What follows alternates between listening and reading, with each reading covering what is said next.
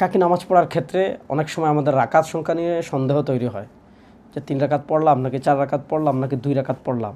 দেখেন, জামাতে যদি ইমাম সাহেবের সন্দেহ তৈরি হয়, তিনি রাকাত সংখ্যা ভুল করলেও মুক্তাদিরা লোকমা দেওয়ার অপশন থাকে, মুক্তাদির লোকমা অনুযায়ী তিনি নামাজ শুদ্ধ করতে পারেন। কিন্তু একাকী নামাজ পড়লে তো মুক্তাদিও নেই, লোকমা দেওয়ার কোনো সুরত নাই। এক্ষেত্রে আমি কি করব?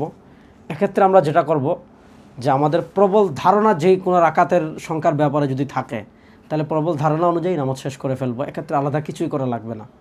আর যদি প্রবল ধারণা না থাকে, মনে করেন একাধিকটা হওয়ার সম্ভাবনা আছে, আপনি কোনোটার ক্ষেত্রে প্রবল ধারণা হচ্ছে না, তাহলে প্রবল ধারণা যদি না হয়, এক্ষেত্রে যতগুলো ধারণা হবে যত রাকাতের সবচেয়ে কম সংখ্যা যেটা, এটা ধরবেন। যেমন আপনার 3 রাকাত নিয়েও কনফিউজ হচ্ছে যে 3 রাকাত পড়লাম নাকি 4 রাকাত পড়লাম, আপনি 3 রাকাত ধরবেন। 2 রাকাত পড়লাম নাকি 3 রাকাত পড়লাম নাকি 4 রাকাত পড়লাম, আপনি 2 রাকাত পড়বেন, সবচেয়ে কমটা ধরবেন। এক্ষেত্রে আলাদা দুটো কাজ করতে হবে। যখন আপনি সর্বনিম্নটা ধরবেন, প্রত্যেক রাকাতে বৈঠক করবেন, আর শেষ রাকাতে গিয়ে আপনি আত্তাহিয়াতুর পর সিজদায়ে সাহু আদায় করবেন।